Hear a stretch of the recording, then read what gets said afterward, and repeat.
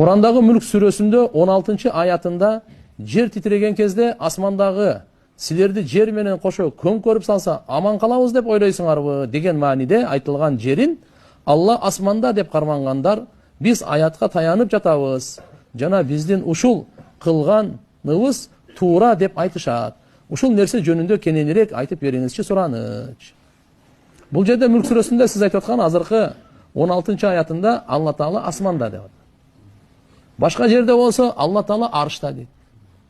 Я. А башка жерине келе турган болсок, эмне дейт? Фиссама илах ва фил арди илах. Жерде дагы, асманда дагы. Анан эң саждага пайгамбарыбыз айтат, эң саждага Алла Таалага жакын болгон учур, адам баласы эң саждада эң жакын болгон учур дейт. Тугандар, булардын бардыгы аят сифат деп коет. Мына азыркы аяттар келгенде сифат аяттары. Буга иман келтирип, кийгиришпегенде Алланы сыноосуң. Кийгирише турган болсоң, арттан чө турган болсо чатак. Ошон үчүн арштагы бир махлук, асмандагы бир махлук, жердагы бир махлук, момундун жүрөгү дагы бир махлук, сажда кылган учурда да бул да махлук. Ошон үчүн биз мындай дейбиз: Алла Таала жаралгандын сыпаттарынан таза зат. Асманда болуп, жерде болуп, аршта болуп, жок, андай деп айтпаңыз. Анан көрөк Алла бар, жалгыз, бардык жерде кудурети менен, илими райымы менен.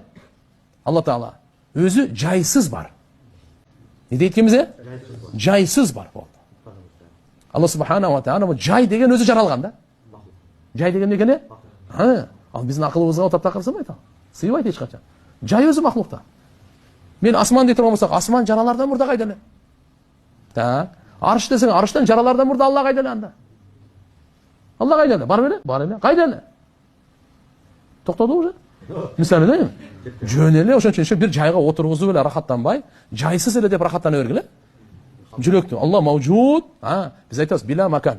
Алла бар, эч бир жайсыз, жайга муктаж эмес. Жихатын эч бир тарапсыз.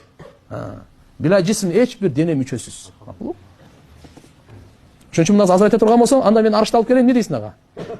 Анда тиги ката тиги, ошон жок, ошо киргизбей, буларга тафвид эң жакшы, бунун акыйкатын Алла өзү билет. Биз иман келтиребиз, токтойбуз.